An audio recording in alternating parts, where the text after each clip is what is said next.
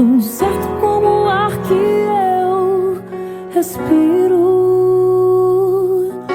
tão certo como a manhã que se levanta,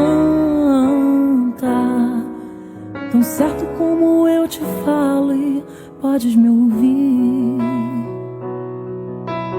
Deus está aqui, aleluia, tão certo como o ar que eu respiro. Boa noite.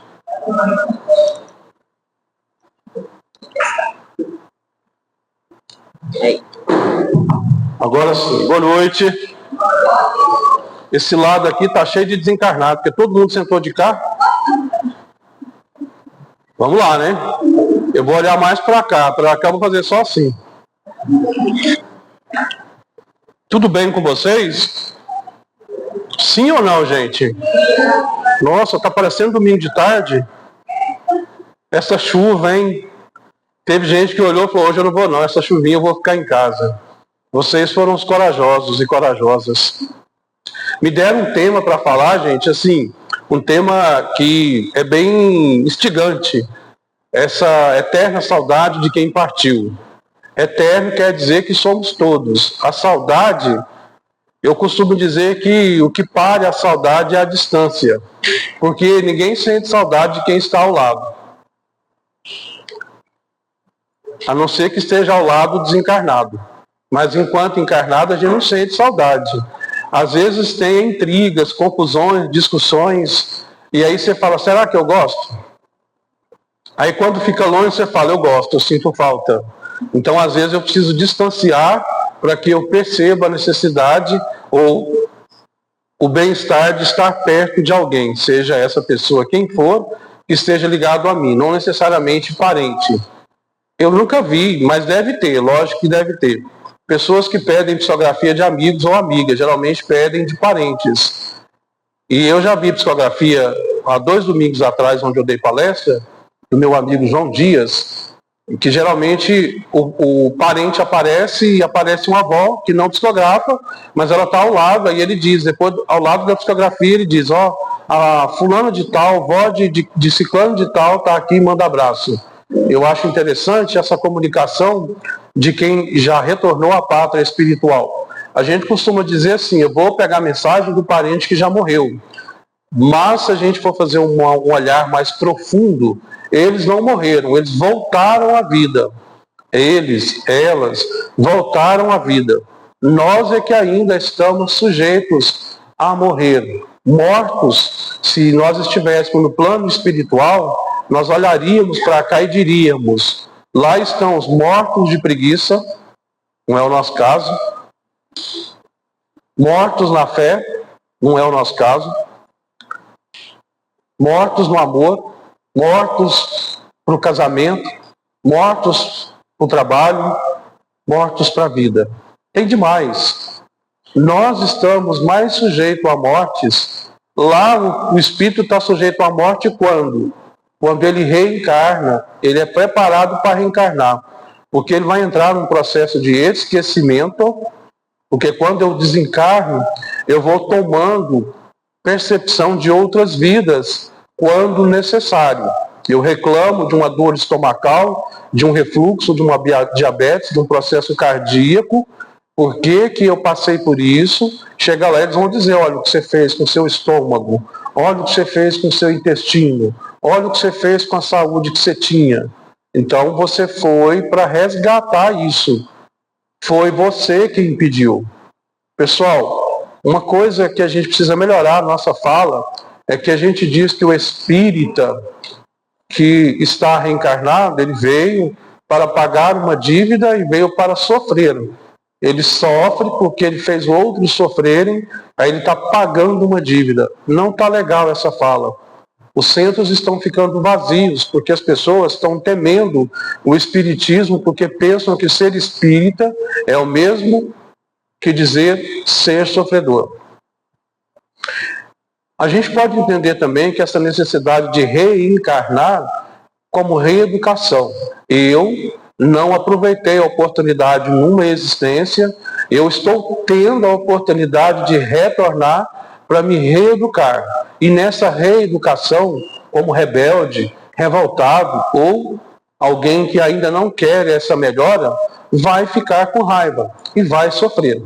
A partir do momento que eu vou contra a lei de Deus, contra a sua vontade, eu vou sofrer. Porque se eu sou feito da mesma essência, porque já dizia Jesus, se eu sou o caminho, a verdade e a vida, ele é o irmão que a gente deve seguir. E ao mesmo tempo ele diz que nós somos o seu irmão, então nós somos filhos do mesmo pai ou mãe, seja lá como você quiser interpretar Deus. Nós somos filhos de um mesmo ser, que não está preocupado se é pai ou se é mãe, e sim que é amor. O gênero está ligado às nossas necessidades egóicas, necessidades de evolução, então não há tempo para essa discussão. Mas Pepeu Gomes já dizia na sua música, Deus é menino e menina. Acaba a confusão. Portanto, quando eu retorno à pátria física, ao mundo físico, eu aceitei voltar. Eu me permiti me reabilitar. Então não tem essa coisa de que eu estou aqui para sofrer, eu vim aqui pagar uma dívida. Aí você olha para o marido ou para a esposa e diz, eu estou aqui porque eu traí, eu abandonei. Só tem coisa ruim. Aí as pessoas se assustam com isso. Apesar de que alguns estudiosos da mente, da psicanálise, da psicologia, da ciência vão dizer que a religião pune, que a religião faz sofrer, que a religião deixa a gente culpado. Depende como você a interpreta. A doutrina dos espíritos não condena e não pune. A doutrina dos espíritas, sim. Dos espíritas é o homem que vai criando as suas interpretações e traz esse sofrimento por causa da capacidade de compreensão dele. A doutrina dos espíritos fala que estamos aqui para reevoluir. É o melhor lugar para a nossa condição evolutiva, hoje chama-se planeta Terra. Nós não suportaríamos viver em outro planeta por causa da nossa condição evolutiva, a nossa capacidade de percepção. Um desafio pequeno que nós temos, a gente já fica revoltado. Vamos pegar um bem pequeno. Imagina que você vai trabalhar amanhã e você fez uma progressiva. Aí você sai de casa e começa a chover, seu cabelo enrola tudo de novo. A amônia que você colocou no seu cabelo foi jogada fora. Tem gente que fica revoltado. Nossa, eu molhei meu cabelo, e agora? Tinha que chover logo hoje. Aí Deus tem que mudar todos os seus planos para não estragar seu cabelo. E por aí vai, pequenas coisas que nos fazem nos tornar pequeno diante de pequenos problemas. Às vezes a gente não dá muita importância agora, mas no dia a dia, você vai sair, o pneu está furado. Você fala, mas tinha que furar logo o meu e logo hoje. Com você as coisas não podem acontecer, porque se acontecer é mediunidade, é obsessão, é porque eu fiz alguma coisa errada. Você é humano e a gente vive no mundo das possibilidades. Então as coisas vão acontecer. Não é porque Deus está olhando, é egocentrismo. Deus olhou só para você e só você está passando por isso. Não é. Não se engane com isso, porque não é. Então, quando eu estou no plano espiritual, sendo preparado para reencarnar, voltar ao mundo físico, para que eu possa me reabilitar perante a justiça divina, eu sou orientado, avisado o que eu vou passar. E eu aceito. Então, não tem essa coisa de que eu estou aqui para sofrer. Eu estou aqui para reaprender. Eu preciso colocar aqui na mensagem que eu salvei aqui, para eu não me perder. Quando eu sou preparado para reencarnar, segundo Luiz Sérgio fala, que nós passamos por uma espécie de universidade. Nós somos orientados, esclarecidos, preparados para reencarnar. Aí eu converso com a esposa, com o esposo, com os filhos, com aquele em que eu tenho que me reabilitar perante a justiça divina. Eu sou orientado em tudo e eu aceitei. Aí quando chega aqui e eu me visto nessa cápsula, que a gente chama de corpo somático, aí eu não lembro isso. Aí tem gente que fala fora do espiritismo, mas eu sou obrigado a pagar por uma coisa que eu não lembro. Ué, as que a gente lembra, a gente não paga? Então é melhor pagar as que você não lembra. A gente precisa de cartão de crédito para pagar uma dívida grande, parcela. A reencarnação é a nossa parcela, se você quiser entender assim. Ou se você quiser entender que reencarnar é sofrer. Ou se você quiser entender que estar no mundo é endividar-se.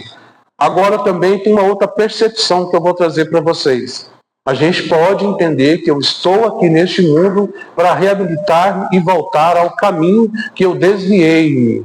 Eu não preciso pensar, estou aqui para pagar a conta. Eu estou endividado. Endividado muita gente está.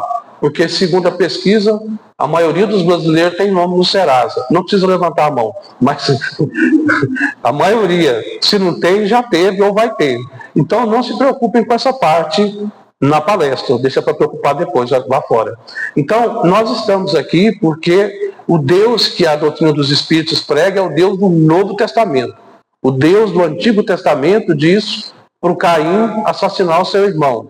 Lá diz para Jó que vai levar o filho dele. É um Deus temeroso, é um Deus que a gente... Meu Deus, como é que eu vou falar, meu Deus, se você vai levar meu filho? Imagina Deus levando, você que é mãe, levando o seu filho e dizendo, eu vou levar seu filho para você provar que você me ama. Que Deus é esse? O Novo Testamento diz, na fala de João, que Deus é amor. Opa, então aliviou. Já melhorou para nós. Então, se Deus é amor, quando eu estou lá no plano espiritual, sendo preparado para reencarnar, retornar ao mundo físico, eu fui orientado, eu fui preparado, principalmente o espírito que cometeu suicídio, ele é preparado anos e até séculos para não repetir o suicídio, para não repetir. Nós somos preparados por muito tempo para poder voltar. Ninguém veio de paraquedas. Aí chega aqui e a gente vai desviando de novo. Nós temos a tendência de repetir o passado. Tem uma música do Cazuza, O Tempo Não Para. Ele diz, eu vejo o futuro repetir o passado, eu vejo um museu de grandes novidades. O tempo não para. Como que está o meu tempo? Está parado? Como que está o meu tempo no trabalho? Eu faço de tudo porque eu fico de olho no ponteiro do relógio para eu poder finalizar meu dia? Ou eu foco no meu trabalho? Como que está aqui na doutrina dos Espíritos, quando eu entro no centro de psicografia? Eu estou ansioso porque eu estou esperando a mensagem e eu não consigo captar a palestra. Tem gente que vai no centro já no finalzinho, porque ele pega só o passe, o tratamento e vai embora, para não ter que suportar a palestra. Às vezes, o tratamento nosso, mesmo que a gente venha para a psicografia, ele começa na palestra. Eu vim para a psicografia. Mas os espíritos estão aí agora, neste momento, dando passe em cada um de nós, atendendo. E alguns espíritos desencarnados, às vezes ele não vai mandar mensagem, mas eles já estão aí próximo de vocês. Alguns estão sentados do lado de vocês, parentes, pondo a mão no seu ombro, abraçando você, mesmo que ele não passe a mensagem psicografada. Não vai sair na câmera o espírito, mas ele está aí. Eles sentaram mais de cá, porque ninguém veio para cá e falou, vamos sentar de cá para quebrar o gelo. Então, quem está de cá está mais sozinho, está tudo aqui. Eu vim para o plano físico, chegou aqui, eu me distanciei da minha proposta com meu esposo, a minha esposa, o meu filho, porque o primeiro compromisso nosso, a primeira missão é com o de dentro de casa. Então, se eu não conseguir levar esse trabalho adiante, não conseguir me reabilitar, vai criar uma grande culpa em mim, porque eu planejei no plano espiritual de me reabilitar com esses entes queridos ou não queridos que reencarnam na minha família. Seja minha avó, meu avô, meu tio, minha tia, meu parente, meu primo distante, eles vão aproximar-se de nós. E esse espírito vai e desencarna. Às vezes eu vou no velório de quem desencarnou, não por amor, mas por culpa. Eu estou ali porque eu poderia ter abraçado. Eu poderia ter dito, eu gosto de você. Eu poderia ter dito, nossa, você é importante. Vocês percebem que os viadutos, as ruas, recebem o nome só de quem morreu. Não coloca o nome de quem está vivo. Sempre de quem morreu. E, às vezes, eu percebo que o evento familiar que mais traz parentes são os velórios. Aparece o seu primo de 3º grau, que mora lá no Maranhão. Ele nunca veio te visitar. No dia da morte ele vem. E ele fala bem de quem faleceu. A gente sempre faz isso. Tem uma música do Elton John que ele fala isso, que a gente apresenta-se, aparece no dia do falecimento. Por que não quando está vivo? Por que não? Eu convidei os meus parentes para a gente fazer um encontro vivos.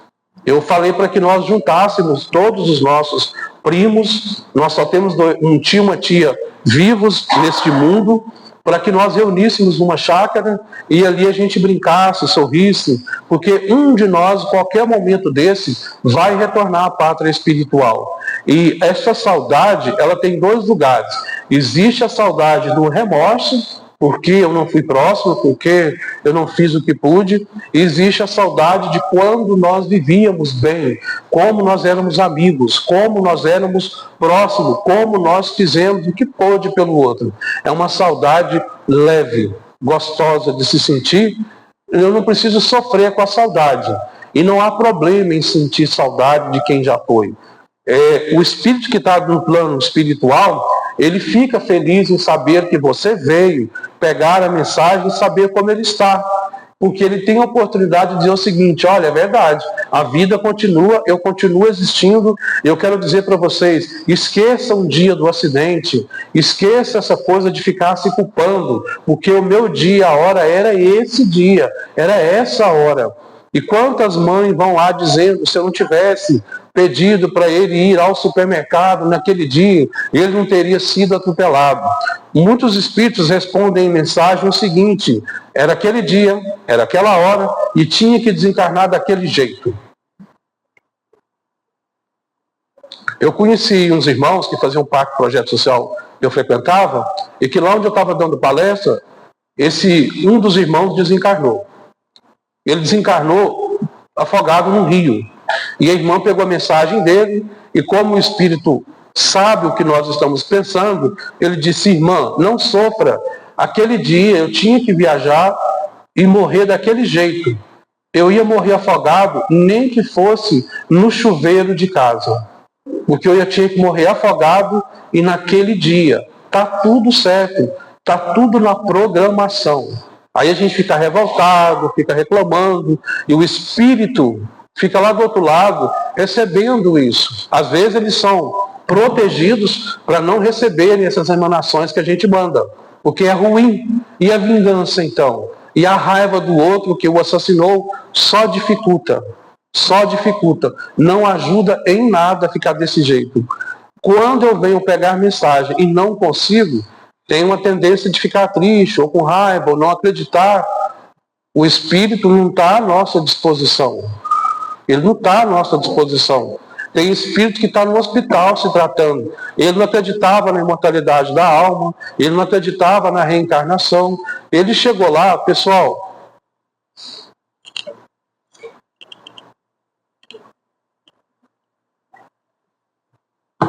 Vocês sabiam que tem espíritos? Eu não sei se todos aqui são espíritas, então eu vou me permitir falar isso. Vocês sabiam que tem espírito que não sabe que morreu?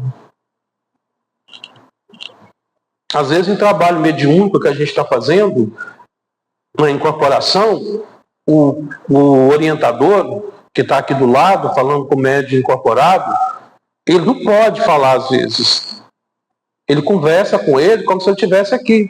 Nós vamos te ajudar, você está no hospital, o que nós pudermos fazer por você, nós vamos fazer. Fica tranquilo. O espírito: mas eu levei um tiro, agora eu não sei se eu morri, mas eu estou vivo, eu estou aqui. Sim, nós vamos cuidar de você. Você não vai falar para ele que está reencarnado ou não. Não precisa falar. Nós vamos cuidar de você. Deita nessa maca que está ao seu lado. Tem umas pessoas de branco. Quem são? São os enfermeiros do hospital e enfermeiras. Eles vão cuidar de você. Aceite o trabalho deles. Aceite o tratamento deles. Ele não sabe que desencarnou. Ele está em desespero. Ele está correndo do tiro. Ele está correndo do cara que tentou pegar ele. Ele nem sabe ainda. Então a gente não pode chegar... Oi? Você fez assim e acabou? Ufa, que bom.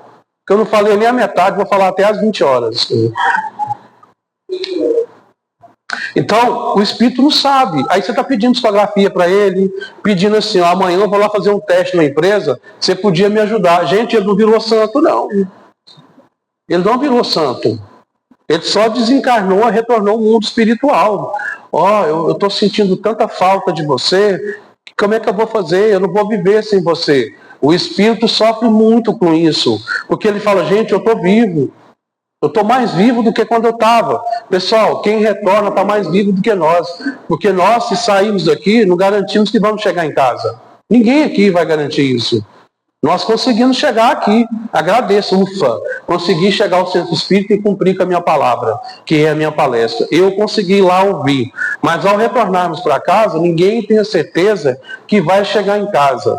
A gente costuma dizer, a certeza nós temos que vamos morrer um dia.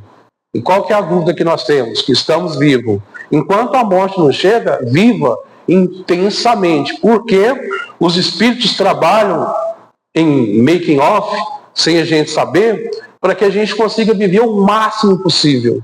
Por que eles fazem isso? Porque quando nós nos programamos para vir, nós nos programamos assim, vou viver até os 70 anos, até os 80, até os 60, para eu conseguir realizar o que eu me propus.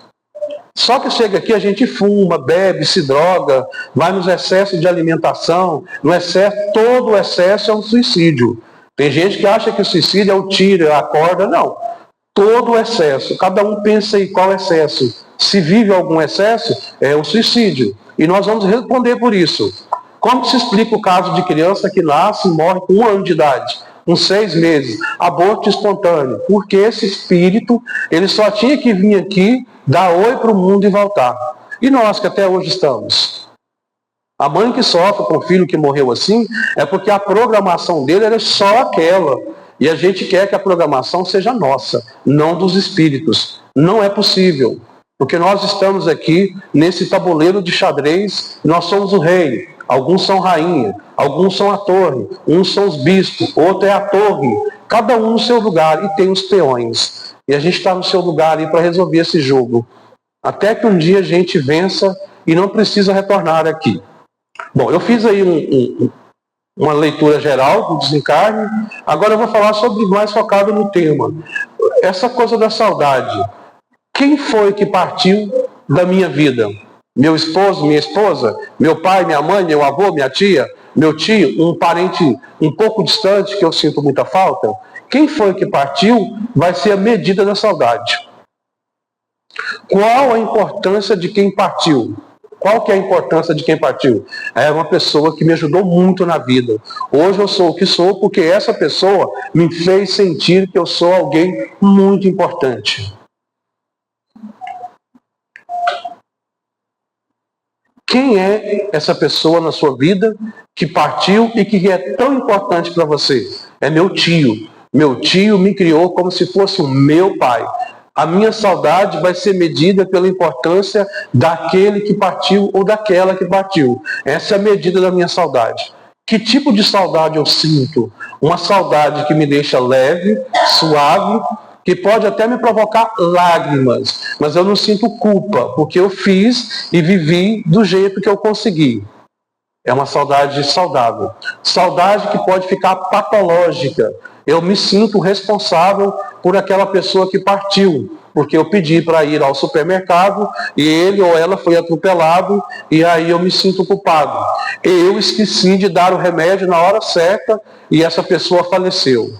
A gente tem que lembrar que existe uma programação e se existe uma programação, você sempre deu o remédio na hora certa. Um dia você esqueceu. Por que será? Aí se autoanalisa. Essa pessoa que está aqui doente, eu cuido com amor ou com raiva? Essa pessoa que está aqui, eu torço para que ela desencarne, porque se ela desencarnar, eu vou receber uma herança, ou ela desencarnando, eu vou conseguir voltar ao trabalho, eu vou conseguir cuidar da minha vida, eu não preciso mais ficar preocupado. Esse pai, a vida inteira, ele nunca se importou comigo. Agora eu tenho que cuidar dele na doença, porque ele é o meu pai. Mas eu não sinto amor por ele. Aí ele desencarna, aí vem uma culpa, ou um certo alívio. Pessoal, há desencarne que alivia. Eu já ouvi muitas essas histórias. A pessoa chega e diz, o meu marido foi violento o casamento inteiro.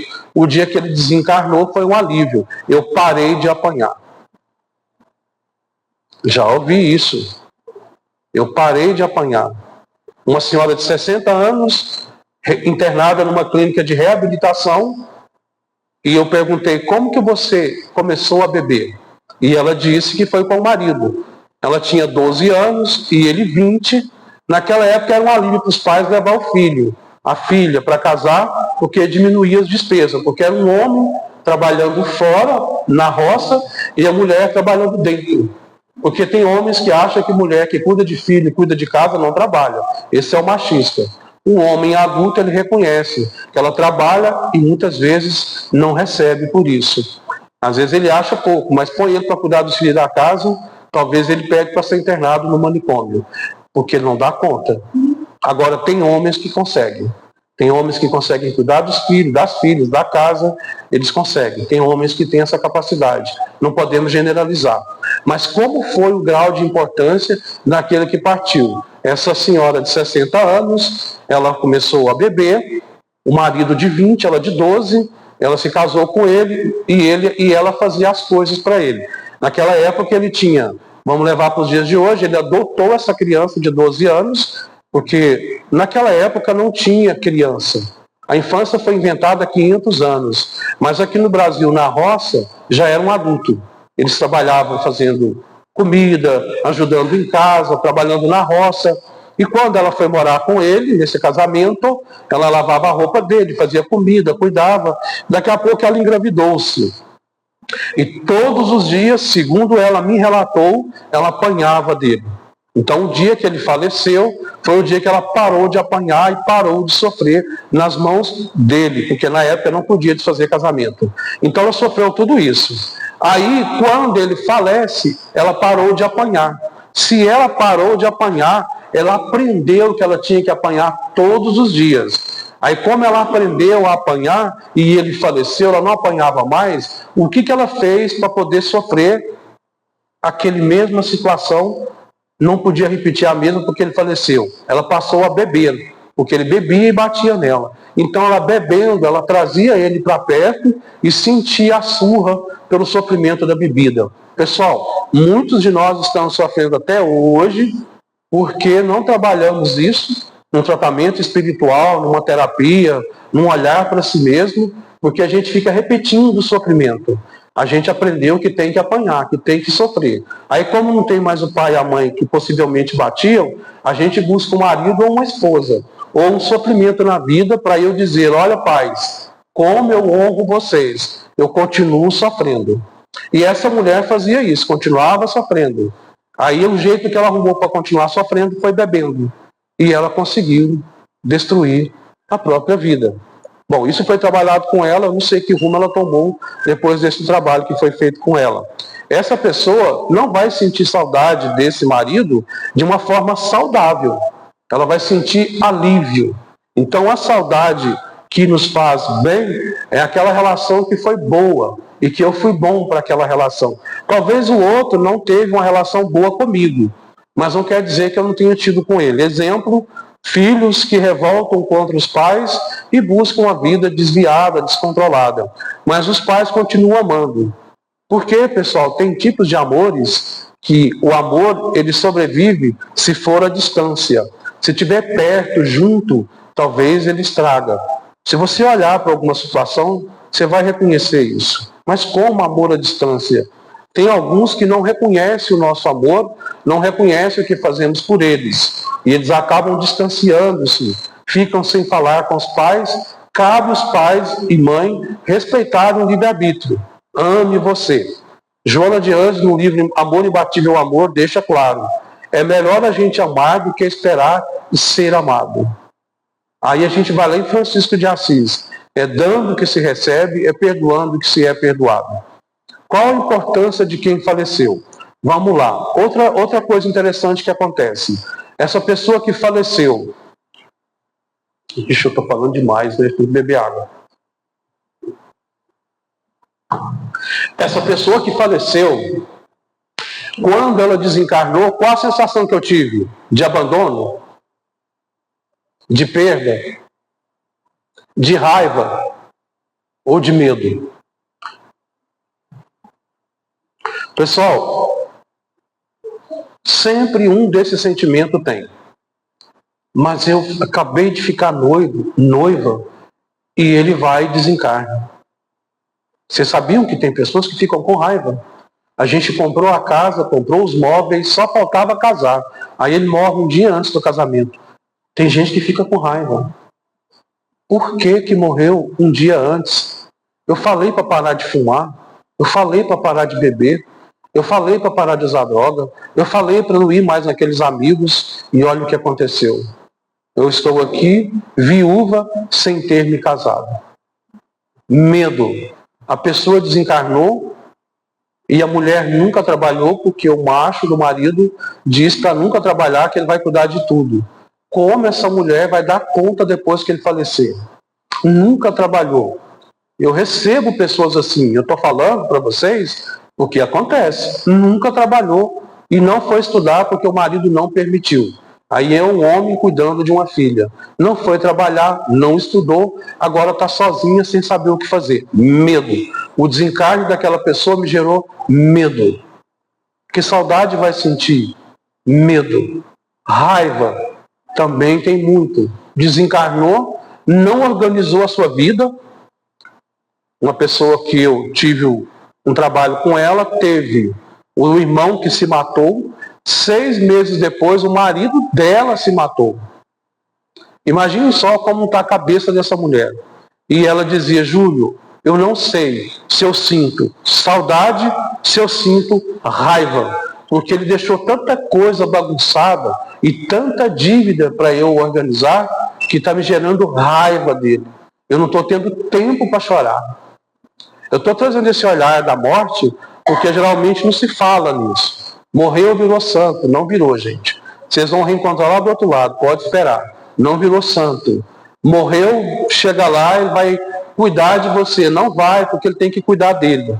A diferença de quem está de lá para nós é que eles podem se aproximar de nós, nos abraçar, aqui e agora, como está acontecendo, ou quando nós estamos dormindo. Nós saímos do corpo. Pessoal, toda noite a gente desencarna. Agora você nem vai querer dormir essa noite. Mas toda noite a gente deixa o corpo e sai. Toda noite. Eu não sonhei. Não existe quem não sonha. Existe quem não lembra. Às vezes eu estou muito ligado à matéria, não consigo me desligar e não percebo. Mas os seus parentes, eles visitam. Eles visitam-nos quando eles estão em condições. Precisa estar em condição para visitar. Se ele estiver muito apaixonado, muito sofrido, aí chega lá, a esposa que a gente brinca que fica viúva é quem morre. Porque quem está, às vezes, se restabelece. Aí ele chega lá e encontra o outro no lugar, suposto lugar dele. E aí ele sofre muito quando chega lá e encontra uma cena dessa. Quem já leu o Nosso Lar? Não precisa levantar a mão. Mas quem já leu o livro Nosso Lar e quem já viu o filme Nosso Lar, André Luiz pede para retornar à sua casa no plano terrestre. Só que eles dizem, você precisa se preparar mais para retornar. Ele foi preparado, mas se você perceber, os espíritos não imunizam o que você vai ver na sua casa. Não imuniza, é seu. André Luiz se colocou no lugar preparado para ir. E ao chegar na sua casa, ele reencontra a sua esposa, quando ele encarnado, já casado com outro. E ele estava doente.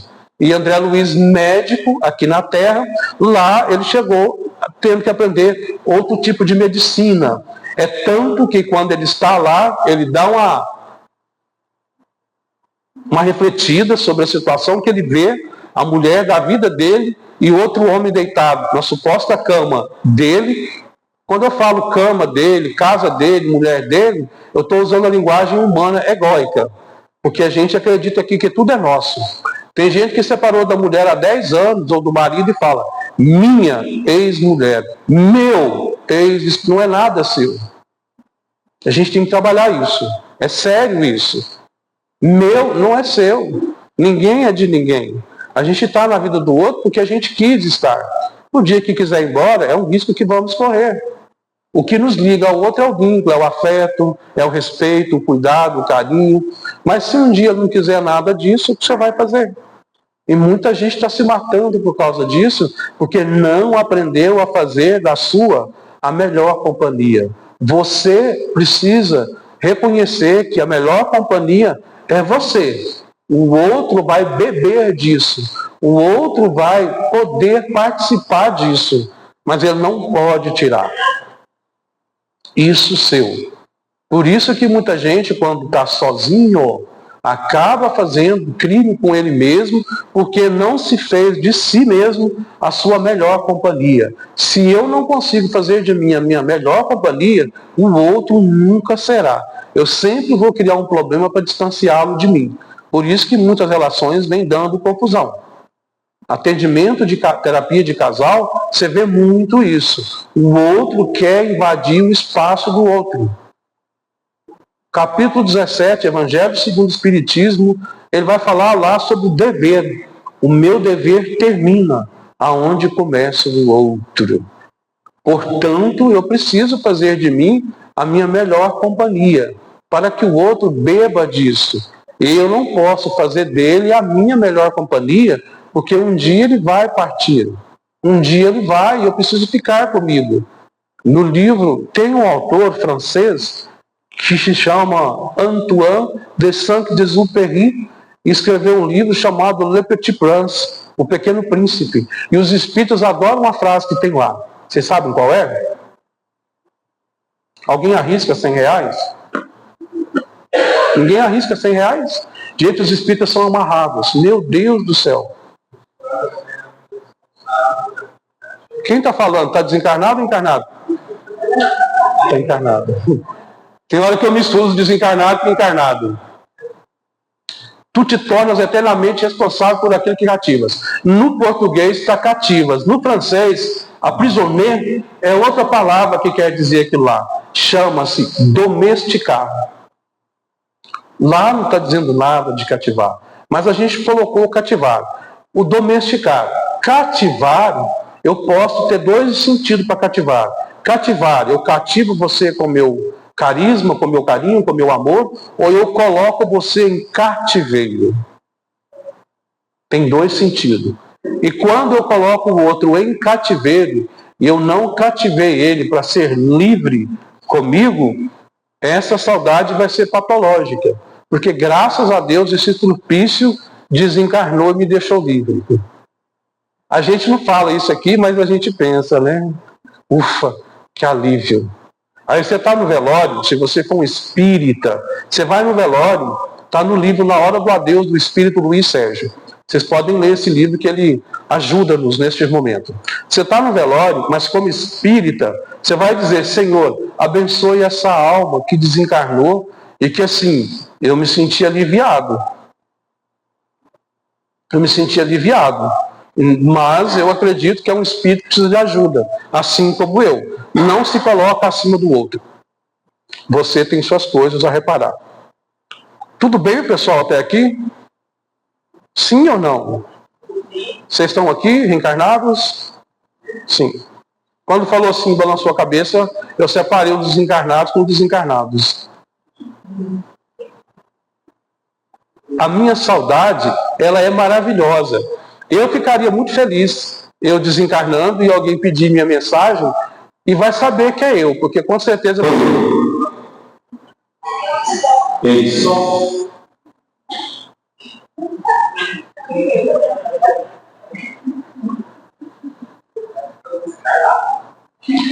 E é um obsessor ainda. Isso é um sinal que já está no fim da palestra. Pessoal, nós vamos encerrar então, antes que eu desencarne aqui falando. E eu vou ser obrigado a passar uma mensagem pedindo desculpa. E eu não sei se os médiuns vão esperar eu lá para passar a mensagem. Eu vou sair daqui deixando o seguinte recado assim para finalizar. Sorri quando a dor te torturar e a saudade atormentar os teus dias tristonhos e vazios. Sorri quando tudo terminar, quando nada mais restar do teu sonho encantador. Sorri ao sentires uma cruz nos teus ombros cansados e doridos. Sorri, vai mentindo a tua dor, ao notar que tu sorris todo mundo irá supor que és feliz. É uma poesia Smile, de Charlie Chaplin, que eu deixo para vocês, e que saiamos daqui melhor do que chegamos. Muita paz.